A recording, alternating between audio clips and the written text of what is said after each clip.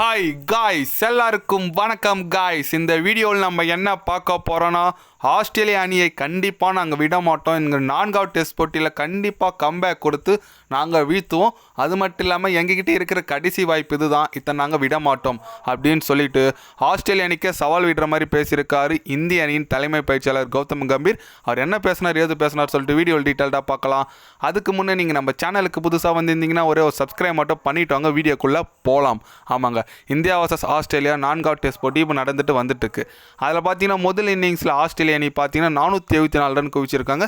இந்திய அணி பார்த்தீங்கன்னா 174 4 விக்கெட்டு இழந்துட்டாங்க. டே 2 முடிஞ்சோடனே பத்திரிகையாளர் சந்திப்பில் பார்த்தீங்கன்னா நம்ம கௌதம் கம்பீர் சில பல கருத்துக்கள் சொன்னார். என்னென்னு கேட்டிங்கன்னா, கட்டாயம் எங்களுக்கு இருக்கிற கடைசி வாய்ப்பு, நாங்கள் ஃபஸ்ட் இன்னிங்ஸில் எவ்வளோ ஸ்கோர் பண்ண முடியுமோ பண்ணிட்டு செகண்ட் இன்னிங்ஸில் கம்பேக் கொடுக்குறது தான் எங்களோட ஒரே இருக்கிறது ஒரு பிளான்.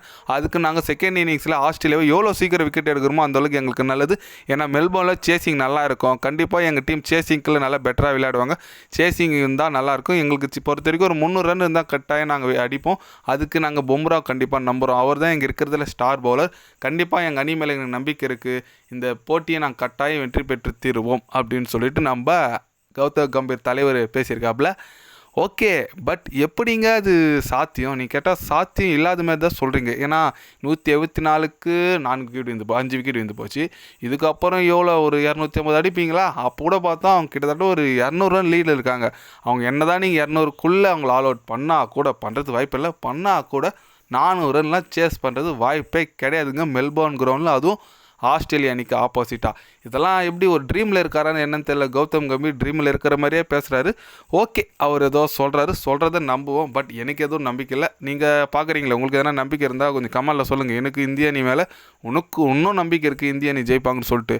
ஏன்னு கேட்டிங்கன்னா, இந்திய அணியோட பேட்டிங் ரொம்ப ஒஸ்ட்டாக இருக்குது. எதுலேருந்து கேட்டிங்கன்னா, இந்த நியூசிலாந்து சீரிஸ் தோத்தாங்க பாருங்கள், அதுலேருந்து ரொம்ப ஒஸ்ட்டாக இருக்குன்னு தான் எனக்கு தெரிஞ்சு பேட்டிங். ஏன்னா ஒரு நியூசிலாந்து நம்ம நாட்டில் வந்து நம்மளை ஒயிட் வாய்ஸ் பண்ணிட்டு போகிறாங்கன்னா அதை விட அசிங்கம் எதுவும் கிடையாது. அதில் நம்ம அட்லீஸ்ட் சீரிஸ் வின் பண்ணியிருந்தா கூட நேற்றுக்கு ஆஸ்திரேலியா சீரிஸ் வின் பண்ணணும் அவசியம் கிடையாதுங்க. எங்கன்னா டெஸ்ட் சாம்பியன்ஷிப் ஃபைனலுக்கு போயிட்டுருக்கலாம். இதெல்லாம் நேரம் என்ன பண்ணுறது, நம்ம ரோஹித் சர்மாவோட கேப்டன்ஷிப் ஒஸ்ட்டாக இருக்குன்னு சொல்கிறதா, இல்லை இவனுக்கு பேட்டிங்கே இந்த மாதிரி தான் ஆடுறாங்களா, செலக்ஷன் சரியில்லையா, என்ன ஒன்றுமே புரியல. கௌதம் கம்பீர் மேலே குத்தமா என்னன்னு தெரியல. ஓகே, எல்லோரும் இப்போ கண்டிப்பாக தோத்தா சீரீஸை கௌதம் கம்பீர் மேலே போகும், ரோஹித் சர்மா மேலே கண்டிப்பாக போகும். அதில் எந்த விதமான சந்தேகமும் இல்லை. ஏன்னு கேட்டிங்கன்னா, பும்ரா கேப்டனில் ஃபஸ்ட்டு மேட்ச் வின் பண்ணி கொடுத்துட்டாரு. செகண்டு தோற்றுப்பட்டார் ரோஹித் சர்மா. 3வது ட்ரா ஆயிடுச்சு. இப்போ 4வது தோற்றா கிட்டத்தட்ட சீரீஸே காலி மாரி தான். பொறுத்து பார்க்கலாம் இந்திய அணி எதனா பண்ணுறாங்களான்னு சொல்லிட்டு. நீங்கள் சொல்லுங்கள், இந்திய அணி இன்னும் எனக்கு இந்திய அணி மேலே நம்பிக்கை இருக்குது. கட்டாயம் சீரீஸ் வின் பண்ணி நினைக்கிறீங்களா என்னன்னு சொல்லிட்டு கமெண்டில் சொல்லுங்கள். இது போன்ற ஸ்போர்ட்ஸ் நியூஸை தெரிஞ்சுக்கன்னா சேனலை சப்ஸ்கிரைப் லைக் ஒன்று பண்ணிக்கோங்க. கண்டிப்பாக கிரிக்கெட் பற்றி day by day channel update வரும். மறக்காமல் சப்ஸ்கிரைப் மட்டும் கொஞ்சம் பண்ணி வச்சுக்கோங்க. நன்றி, வணக்கம்.